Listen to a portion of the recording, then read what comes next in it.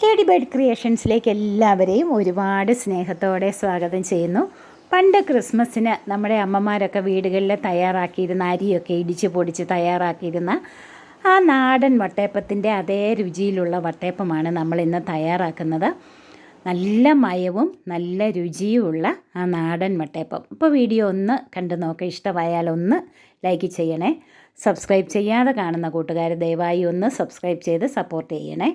അപ്പോൾ ഒരു ബൗളിലേക്ക് ഞാൻ 2 കപ്പ് പച്ചരി, നല്ല ക്വാളിറ്റിയുള്ള പച്ചരിയാണ് എടുത്തിരിക്കുന്നത്.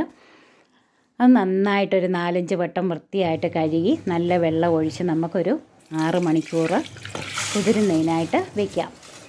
അപ്പോൾ 6 മണിക്കൂർ കഴിഞ്ഞപ്പോഴത്തേക്ക് ഞാൻ ഇതൊരു അരിപ്പയിലേക്ക് ഇത് മാറ്റി വെച്ചിട്ടുണ്ട്. വെള്ളമെല്ലാം നന്നായിട്ട് തോർന്ന് കഴിയുമ്പോൾ മിക്സിയുടെ ബൗളിലേക്കിട്ട് നമുക്കിത് അരച്ചെടുക്കണം. അപ്പോൾ മുഴുവനായിട്ട് ചേർത്ത് അതിലേക്കൊരു 1/4 ഗ്ലാസ് വെള്ളം, ഇങ്ങനെ നെകക്കെ അതിൻ്റെ താഴെ നിന്നാൽ മതി വെള്ളം. നമുക്ക് തരിതരിപ്പായിട്ട് അതൊന്ന് അരച്ചെടുത്തിട്ട് അതിൽ നിന്ന് ഒരു ചെറിയ തവി മാവ് ഒരു പാനിലേക്ക് നമുക്ക് മാറ്റി കൊടുക്കാം. ഇതിലേക്ക് 1 ഗ്ലാസ് വെള്ളം, തരിതരിയായിട്ടാണ് ഞാൻ അരച്ചെടുത്തിരിക്കുന്നത്, അതിലേക്ക് 1 ഗ്ലാസ് വെള്ളം ചേർത്ത് നമുക്കിത് കട്ടയില്ലാതെ നന്നായിട്ടൊന്ന് മിക്സ് ചെയ്ത് കലക്കി വയ്ക്കാം. ഇത് നമ്മൾ കപ്പി കാച്ചി എടുക്കണം. ഇത് അടുപ്പിൽ വെച്ചൊരു മീഡിയം ഫ്ലെയിമിൽ കുറുക്കി എടുക്കുന്നതിനാണ് കപ്പി കാച്ചുക എന്ന് പറയുന്നത്. അപ്പോൾ നമുക്കിതൊന്ന് കപ്പി കാച്ചി എടുക്കാം. ഒരു മീഡിയം ഫ്ലെയിമിൽ വെച്ച് അടുപ്പിൽ വെച്ച് തുടരെ ഇളക്കി ഇതുപോലെ കുറുകി വരണം. എന്നിട്ട് നന്നായിട്ട് വെള്ളം ഒന്ന് വറ്റി തിക്കായിട്ട് വരുമ്പോഴത്തേക്ക് നമുക്കിത് വാങ്ങി തണുക്കുന്നതിനായിട്ട് മാറ്റി വയ്ക്കാം. നന്നായിട്ടിത് തണുക്കണം. അപ്പോൾ കട്ടയൊന്നുമില്ലാതെ നല്ല മുറുകി കിട്ടിയിട്ടുണ്ട്. നമുക്കിത് തണുക്കുന്നതിനായിട്ട് മാറ്റി വയ്ക്കാം. നന്നായിട്ട് തണുത്ത് കഴിയുമ്പോൾ നമ്മൾ അരച്ച് വെച്ചിരുന്ന മാവിലേക്ക് ഈ കുറുക്ക് ചേർത്ത് കൊടുക്കാം. കപ്പി കാച്ചിയത് ചേർത്ത് കൊടുക്കാം.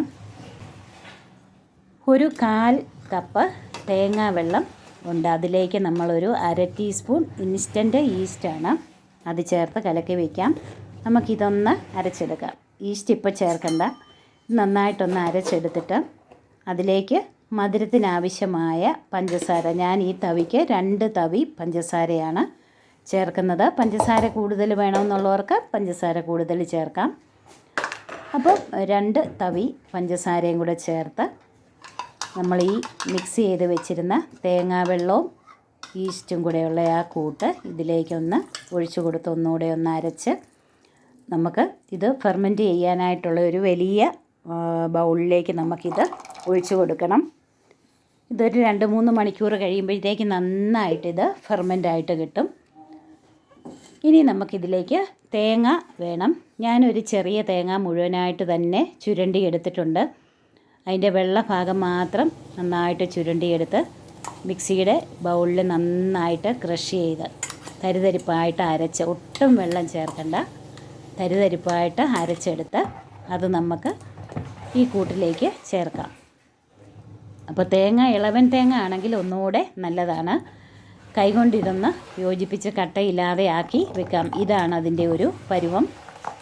നമുക്കിതിനി മൂടി വയ്ക്കാം. ഇതിലേക്കൊരു 1/2 ടീസ്പൂൺ ഉപ്പ് പൊടിയും കൂടെ ചേർത്ത് നന്നായിട്ടൊന്ന് ഇളക്കി നമുക്കിത് മൂടി വയ്ക്കാം.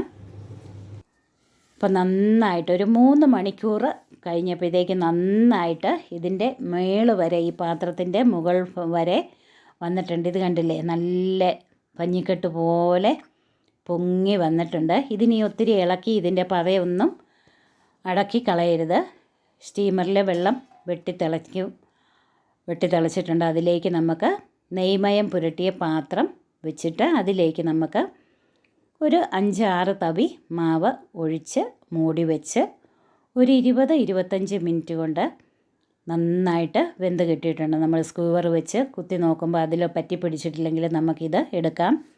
നന്നായിട്ട് തണുത്ത് കഴിയുമ്പോഴത്തേക്ക് നമുക്കിത് ഡീമോൾഡ് ചെയ്ത് വേറെ പാത്രത്തിലേക്ക് മാറ്റാം. നല്ല നിറമുള്ള, നല്ല മയവും രുചിയുമുള്ള പഴയ ആ നാടൻ വട്ടയപ്പത്തിൻ്റെ അതേ സ്റ്റൈലിലാണ് തയ്യാറാക്കിയിരിക്കുന്നത്. നമുക്കിതിനി ഒന്ന് കട്ട് ചെയ്ത് നോക്കാം.